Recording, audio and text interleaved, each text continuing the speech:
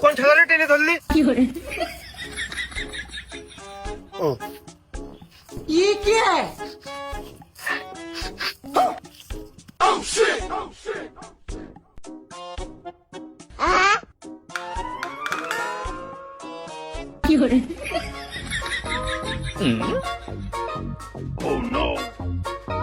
ये क्या है?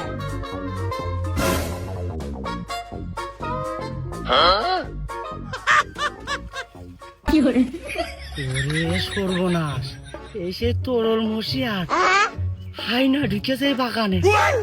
চাক চলে গেছে, এইবার আমি বাঁচিয়েছি।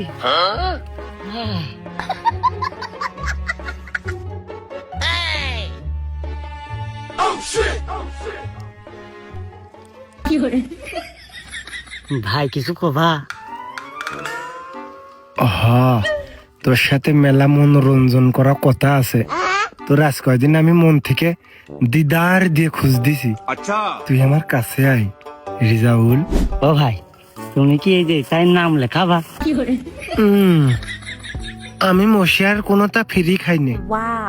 আয় ভাগে যোগে খাই। না ভাই, আমি ওই ছাই পাশ খাই না। আর তুমি ওই কোনতে ফুটপাতের প্লাস্টিকের বোতলে কিনে নিয়ে আসো, ও পানি টানি ভাজাল দেওয়া রয়েছে, ও কুমাতা খাওয়া যায় না ভাই। এই আমি তরল খালিও মানুষ নিয়ে খাই নে। আমি ব্যবসা করি নে, মানুষের ক্ষয়ক্ষতি করি নে। আমি আমার নিজের ভিতরে সীমাবদ্ধ রাখি।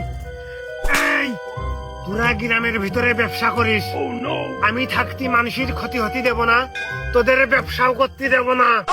ও ভাই, আমি তোমার কি ক্ষতি করলাম? ওরে যাও, তুই খারাপ করতিস না মানে?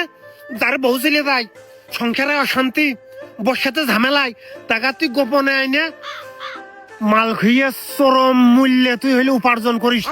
আমি জানি না তোর আজকে এই এলাকায় পুট বেচা সম্পূর্ণ নিষেধ।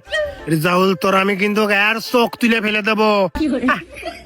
তুমি যে পোষা মাল খেয়ে বেড়াচ্ছ তাতে দোষ নেই, আর আমি প্রাকৃতিক সবজি লোকজনের খাচ্ছি। আবার কিন্তু তুমি সেনকে ধরে আমার মেরেছো। এই তার মানে তুই কথি যাচ্ছিস তুই জনসেবা করিস? তা কলি মন্দ না ভাই, আমি কিন্তু কম টাকায় নি। তার মানে তুই করছিস তুই ব্যবসা ছাড়বি নে, তুই বিক্রি বন্ধ করবি নে? ওরে যাউল, তুই এই মশারের সামনে চোখ রেখে কথা করছিস? তোর এত দুঃসাহস আমি দিয়ে দিছি নাকি রে? আমি মশার তো সহজলভ্য পণ্য না রে। তোর ছাপ্পড় কিল ঘুষি দিয়ে নাক মুখ আর লেবেল করে ফেলে দিবানে বেয়াদব কোথাকার। তোর আজকের থেকে ব্যবসা বন্ধ রে যাউল। পারবো না।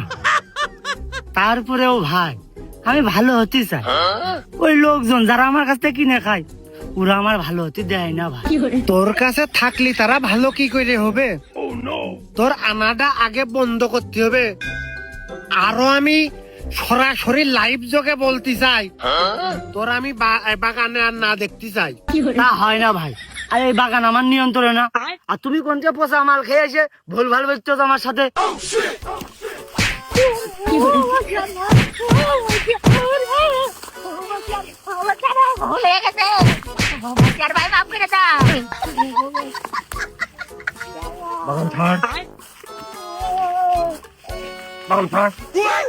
কোনো মানুষ হইলো নষ্ট হবে না। আমি মশার বেঁচে থাকতে একটা সোনা ছেলেকেও আমি খারাপ হতে দেবো না। এই আমার নিয়ত। গাড়া শালা মাল খেয়ে আমার শেষ কে ফেললো। শালার মশিয়ার শালারা, আমি যা নষ্ট হয়েছি এলাকায় আর কারণ নষ্ট হতে দেবো না। আগের বার আম চুরি হয়ে গেল বলে ভালো একটা ধর আইলো না, আর যে কইরাই পাকিলো সব ফুকা হয়ে গেল।